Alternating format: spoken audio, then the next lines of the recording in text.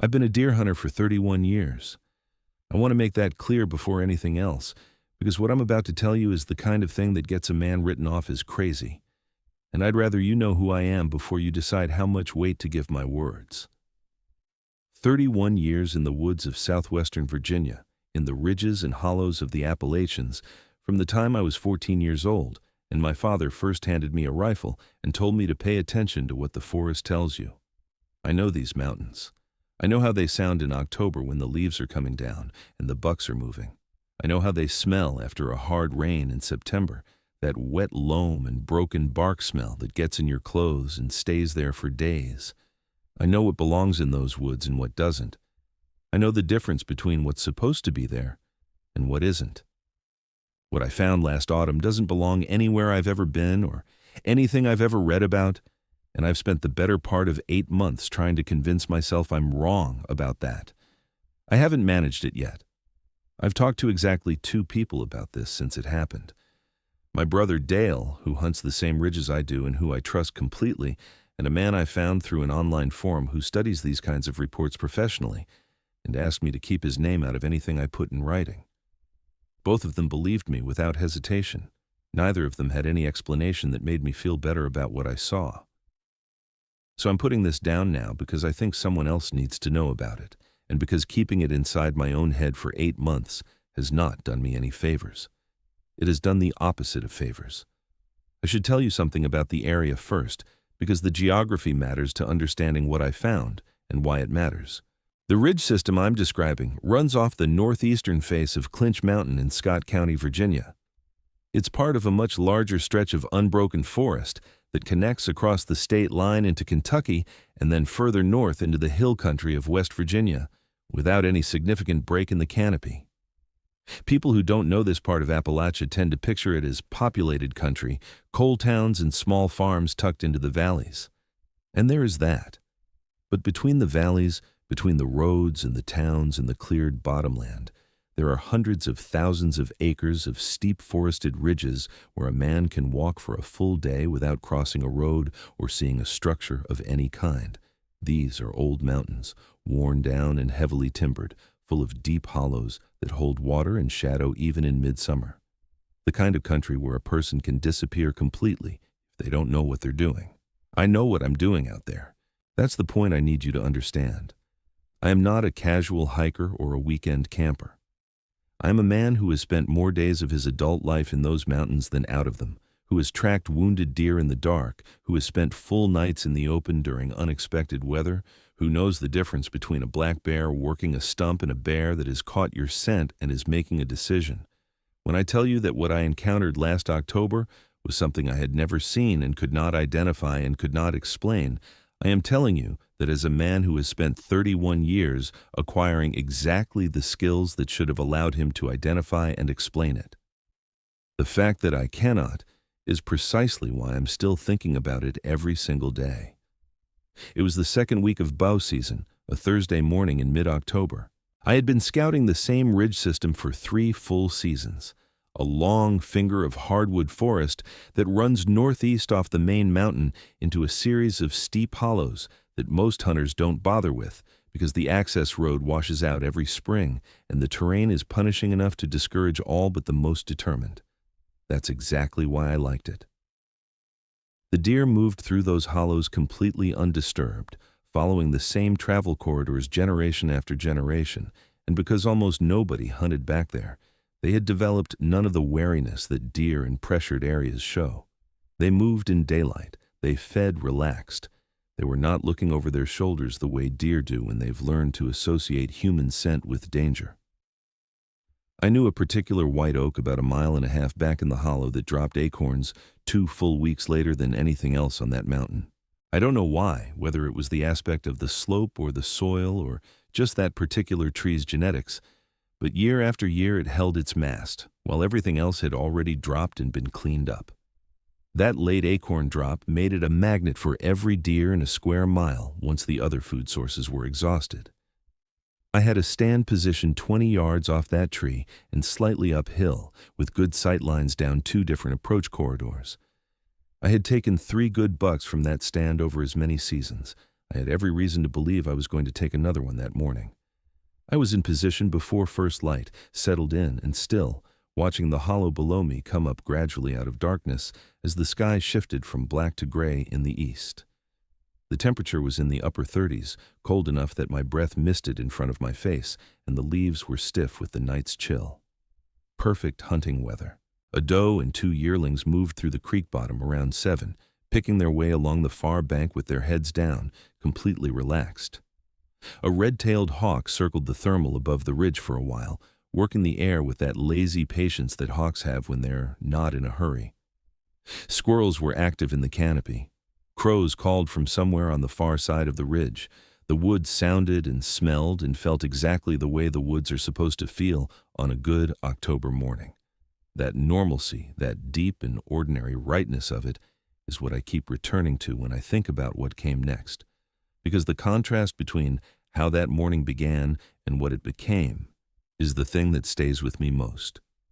Around 8:30, the woods went quiet. Not the gradual settling that happens when a predator moves through an area and the birds and squirrels go still one by one over the course of a minute or two, that slow withdrawal of sound that you learn to recognize as a warning. This was immediate and complete and total, the way a television goes silent when you pull the plug from the wall. One moment the ordinary sounds of the forest were present, and the next moment they were simply gone. I have felt that kind of silence before, years ago, when a large black bear moved through the hollow below my stand, and every animal within 200 yards went still at once. This felt like that, but the radius of it was different. It felt wider. It felt as if the silence extended further in every direction than any single animal moving through the woods would account for. As if the thing that had caused it was large enough or wrong enough that its presence had quieted a much greater area of the mountain. I sat completely still and waited, the way you do. You don't move, you don't make a sound, you let the situation develop, and you trust your experience to tell you what you're dealing with. I had my bow across my lap with an arrow nocked, and I was scanning the tree line below me in the hollow, watching for movement between the trunks. The light was good by then. I had clear visibility for 100 yards in most directions, and somewhat further down the creek corridor, where the canopy opened up over the water. I saw nothing moving.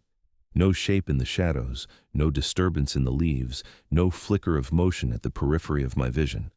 The hollow below me was completely still and completely empty of anything visible. But I started to smell something. It came up from the hollow on a light updraft, the kind of warm thermal that rises up a slope in the morning hours as the sun begins to heat the ground. The smell was animal, and I want to be precise about that because it matters. Not the smell of something dead or decaying, not the smell of a carcass or carrion. This was the living smell of a large animal, warm and dense and musky, the kind of smell that has body to it, that you can almost feel on the inside of your nose. And underneath that musk there was something else, something sharper and more chemical, something that cut through the animal smell the way ammonia cuts through other odors. I have smelled black bears at close range more times than I can count, and I know exactly what a bear smells like. I have been downwind of rutting bucks in October, and I know that smell too. I've encountered coyotes running hard through wet brush, and I know what that smells like. This was none of those things. The closest reference I have is a smell I encountered once at a wildlife rehabilitation facility in Tennessee, coming from the large carnivore pens, a smell the handler there described as an agitation scent, something big predators produce when they are aroused or stressed or preparing for aggression. This was in that family, but stronger than anything I encountered at that facility, and with that chemical undertone that I still cannot match to anything I know. I was still trying to place the smell, still running through my mental catalog of everything that lives in these mountains, when I heard the sound from deeper in the hollow. It came from somewhere to my northwest, a distance I estimated at around 300 yards, though sound behaves strangely in steep terrain, and I could be off on that. The sound was a branch breaking, but not the way deer break branches when they move through brush, not that light, crisp snap that you can almost feel as an absence of tension. This was something different. This was the slow, deliberate sound of something large placing its weight against a branch or a standing dead tree and pressing until the wood gave, holding that pressure with patience and intention until the crack came. A considered sound. The sound of something that was not moving through the area, but was standing in the area and was making that sound for reasons of its own. Then silence again. Complete and weighted silence. I became aware that I was gripping my bow significantly harder than the situation required, my knuckles white against the riser, my forearm tight all the way to the shoulder. My breathing had gone shallow without my noticing it. I made myself take a long, slow breath and consciously loosen my grip, the way I do when a good buck is working toward me on a scent trail and I need to bring my nerves under control before the shot. The technique usually works. That morning it helped only slightly, and the part of me that remained tense was not the part that responds to conscious instruction. The second sound came approximately 10 minutes later. Not from the hollow below me, not from the northwest where the first sound had originated, but from the slope behind me, from my east, approximately 150 yards up into the timber above my stand. The same quality of sound, the same deliberate pressure and slow surrender of wood, but from a completely different position. Something was on both sides of me now, bracketing my location at roughly equivalent distances, and whatever had made the first sound had covered a significant stretch of steep, leaf-covered, heavily timbered hillside in the interval between the two sounds, without producing a single footstep that I could detect. That last detail was the one that first moved me from alert to something closer to afraid. Something that large, moving through dry October leaves on terrain that steep, should have been audible to me. I should have heard the travel. I heard nothing but the two deliberate sounds, placed like markers with silence between them. I turned slowly in my stand to look up the slope behind me. The timber above was dense and mature, old hardwoods with a canopy thick enough to suppress most of the understory, which meant good visibility between the trunks for 50 or 60 yards before the ridge folded over and dropped out of my sight line. I saw nothing moving in that corridor of visible forest, no shape between the trees, no disturbance in the leaf litter on the slope, nothing the eye could catch. But I had the absolute and unambiguous sensation of being observed. Not watched in the general sense that a hunter watches an area, not the passive surveillance of an animal checking a travel route. I mean, the specific, directed, personal attention of something that knew I was in that tree and was looking at me with full awareness of what I was. I've felt that sensation exactly once before in my life, when I was 19 years old and realized, too late, that a man had been following me through a parking garage at night and was much closer than I'd understood. That feeling of being the specific object of another intelligence's focused attention. You do not mistake it for anything else once you know what it is.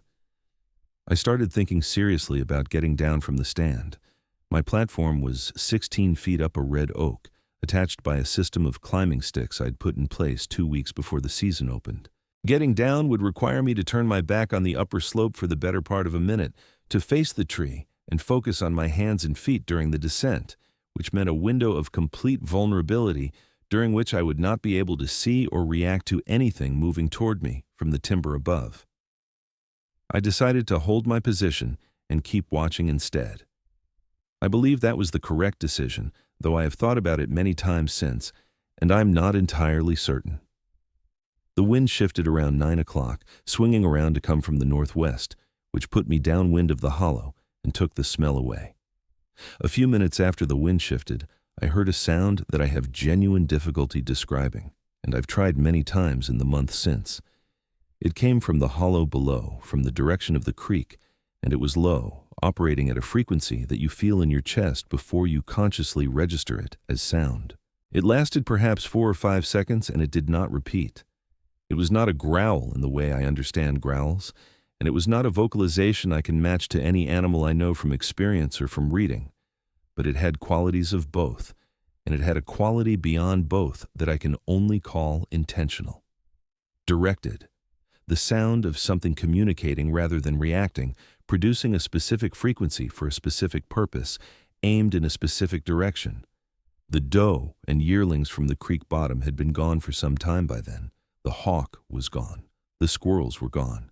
The October mountain was as silent as I have ever heard it, and after that sound, more silent still. I came down from the stand. I want to be honest about what that decision cost me, because hunters do not leave stands during prime morning hours over nerves, and in 31 seasons I had never done it for any reason except genuine emergency. I came down because something in me that does not reason and cannot be argued with told me that staying in that tree was no longer tenable. I descended as quietly as I could, controlling my breathing, keeping my movements slow and deliberate, and then I started moving back toward the logging road, where I had left my truck a mile and a half away. I kept the ridge on my left shoulder and moved faster than the terrain really called for, pushing through brush I would normally have gone around, not running, but moving with the specific urgency of a man who does not want to be where he is. I had covered perhaps 200 yards when I stopped and stood very still and looked at what was in front of me. And the morning changed completely.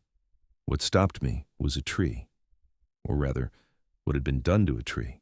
A mature tulip poplar, probably 60 years old and 18 inches across at the chest, standing at the edge of a small bench in the terrain where the slope flattened briefly before dropping again into the next hollow.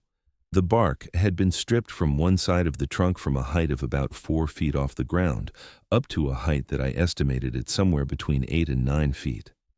Not peeled the way a bear peels bark when it's after the cambium layer underneath, which I have seen hundreds of times and know well. This was different. The bark had been removed in long vertical strips, torn away from the wood with a force that left deep parallel gouges in the exposed sapwood beneath, gouges that ran with the grain of the tree and were spaced in a pattern that suggested fingers, or something functioning like fingers, dragging downward through living wood with enough force to furrow it the way you'd furrow soft soil. The exposed wood was pale and fresh, the sap still slightly wet to the touch when I reached out and pressed my fingertip against it. This had been done recently, within the last day or two at most, and possibly within the last few hours. I stood there for a long moment looking at that tree and not touching anything else, just looking, the way you look at something when your mind is working to catch up with what your eyes are already telling it. Then I looked at the ground around the base of the trunk. The soil on that bench was soft from a rain 3 days earlier, and it held impressions well. I could see my own boot prints clearly from where I had approached, and I could see other impressions in the soil around the base of the tree, impressions that I crouched down to examine because I could not make sense of them from standing height. They were tracks. Large canine tracks in their basic structure, the pad and toe arrangement recognizable as belonging to the same family as wolf or large dog prints, but wrong in ways that became more apparent the longer I studied them. The size alone was remarkable. I carry a 4-inch folding knife on my hip, and I laid it next to the clearest impression for scale. The track was nearly twice the length of that knife, but the size was not the strangest thing. The stride was what I could not reconcile with any animal I knew. The distance between successive prints was not the distance of a 4-legged animal moving on all fours. The spacing and the pattern of weight distribution in the soil told a story of something moving on 2 legs, placing one foot in front of the other, with a stride length that I measured later using my bow as a rough gauge at somewhere around 4.5 feet. A bipedal stride. Long and heavy, the impressions deep enough in the soft soil to indicate something very large, pressing down through its full weight onto 2 feet. I photographed the tracks with my phone. I photographed the stripped tree. I photographed the surrounding area and the pattern of disturbance in the leaf litter, which extended beyond the bench in multiple directions, and told a story of something that had spent time in this location, had moved back and forth across it, had stood at the base of that tree for long enough to work it the way it had been worked. I have those photographs still.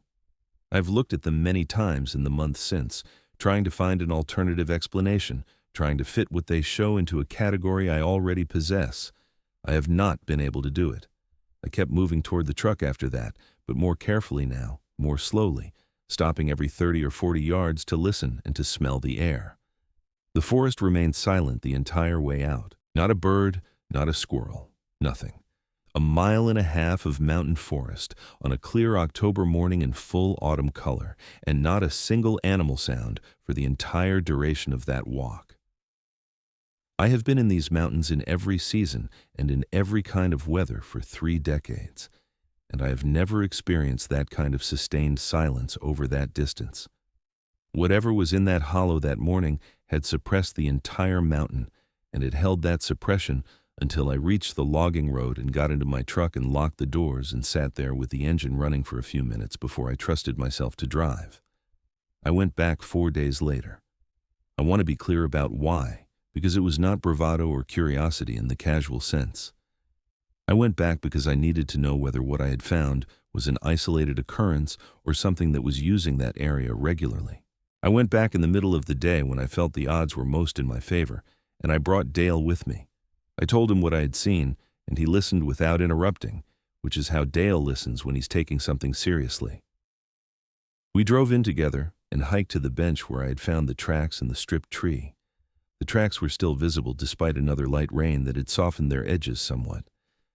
Dale crouched over them for a long time without saying anything. Then he stood and looked at the tree and ran his hand along the gouges in the sapwood and still didn't say anything. After a while he said that he didn't know what made those, and he had never seen anything like them, and he thought we should look around more before we decided anything. That was the most unsettled I have ever seen my brother, and he is not an easily unsettled man. We found more sign on that second visit. It was dim even at midday. We found what I was dim even at midday. We found what I can only describe as a place where something had been living. Not a den in the structural sense, not an excavated burrow or a constructed shelter. More like a zone of habitation, a concentrated area of disturbance that extended across perhaps a quarter acre of the hemlock stand and showed evidence of prolonged and repeated presence. The leaf litter had been compressed and rearranged in several locations into rough oval shapes, each large enough to accommodate something very big lying down. The hemlock branches overhead showed damage consistent with something tall moving through them repeatedly, small branches broken off at a height of 7 to 8 feet. There was a smell in that place, faint but present, a residue of that same dense animal musk I had detected from my stand. Fainter now, as if whatever had been here had been gone for a day or two, but present enough to be unmistakable. We found bone in that hemlock stand, deer bone, and a quantity of it, distributed across the area in a pattern that was not consistent with a kill site. This was not where the deer had died. This was where something had carried deer remains to consume or cache them. The bones showed heavy scoring from teeth capable of significant bite force, and several of the larger leg bones had been split longitudinally, the way carnivores split bones for the marrow inside.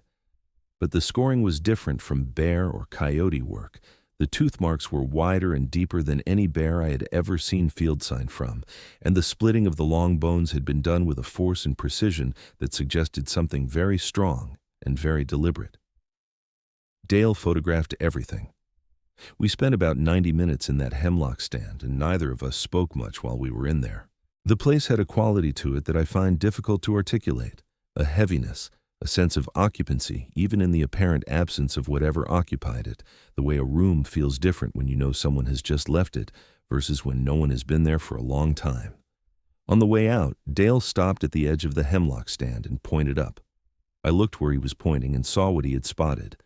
In a large white pine at the stand's perimeter, at a height of perhaps 12 feet, 2 branches had been broken and bent inward toward the trunk to form a crude horizontal platform. It was rough and it was simple, and it might have been the result of wind or ice damage if I had encountered it without context. But I did not encounter it without context. I encountered it after everything else I had found in that hollow, that day and the day before, and in that context it looked exactly like what it looked like. Something had climbed that tree and arranged those branches into a platform. Something had used that elevated position, 12 feet off the ground in the fork of a large pine at the edge of a hemlock stand where it had been sleeping and feeding, to look out over the hollow below. I have thought about that platform more than almost anything else from those 2 days.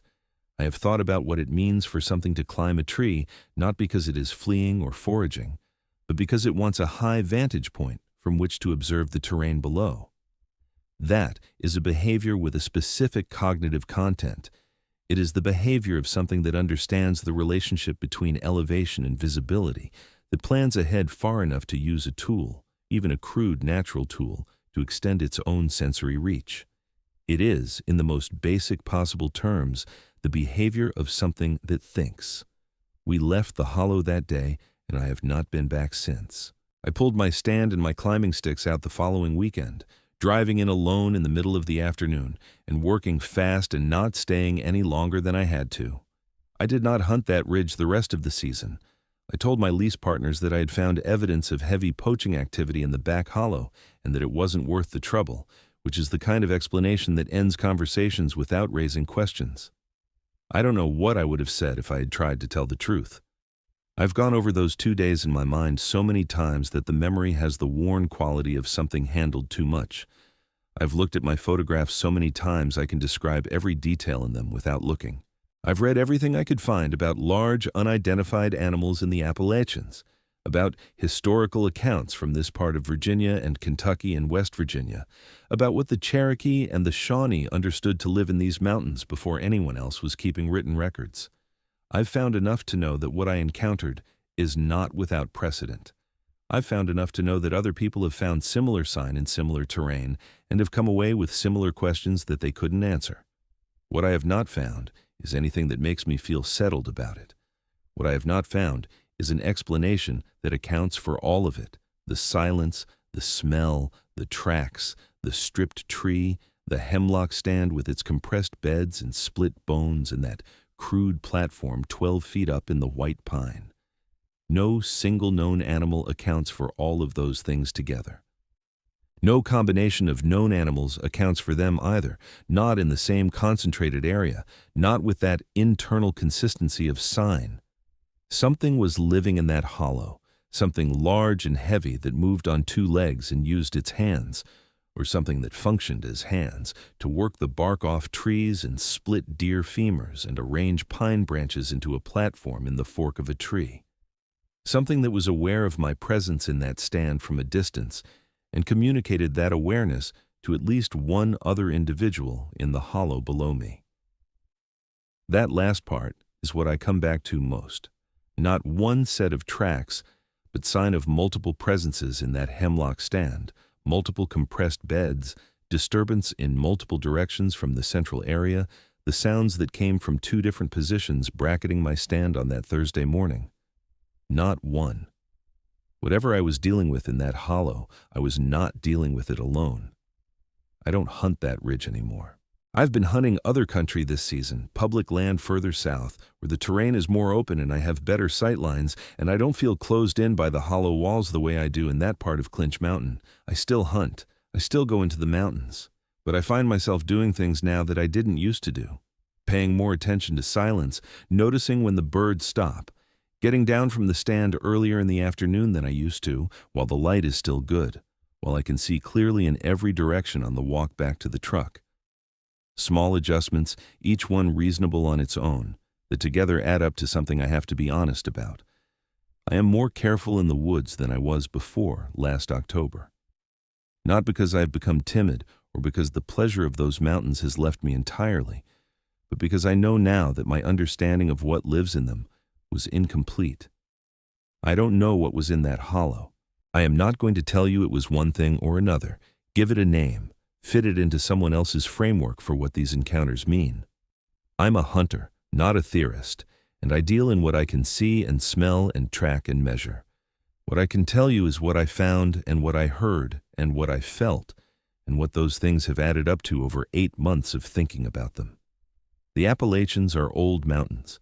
They have been forested and inhabited and wild for longer than any account we have of them, and they are deep enough and steep enough and dark enough in their hollows that they hold things we haven't cataloged yet. I believed that in a general sense before last October. I believe it in a specific and personal sense now. If you spend time in this kind of country, pay attention to the silences. Pay attention to when the birds stop and the squirrels go still and the woods take on that weighted quality that means something has changed. Trust what you smell before you trust what you see, because your nose will know before your eyes do. And if you find sign you can't explain, sign that doesn't fit anything in your experience, don't talk yourself out of what you're looking at just because the alternative is uncomfortable. I talked myself out of a lot of small things in the weeks before last October, oddities in that hollow I had filed away as unexplained and then not thought much about again. Looking back now, I can see that the signs were there earlier than I wanted to acknowledge them. I was too familiar with that mountain to stay properly alert to the possibility that something had changed on it. That familiarity was a liability. I don't have answers. I'm not offering any. I'm only telling you what I found, up in those hemlock dark hollows off Clinch Mountain on 2 October days, and what it has cost me in sleep and in the particular kind of ease that comes from feeling you understand the place you spend your time. That ease is gone. What replaced it is something quieter and more watchful that I am still learning to live with. Some mornings I think that is not the worst trade. Some mornings I'm less sure about that.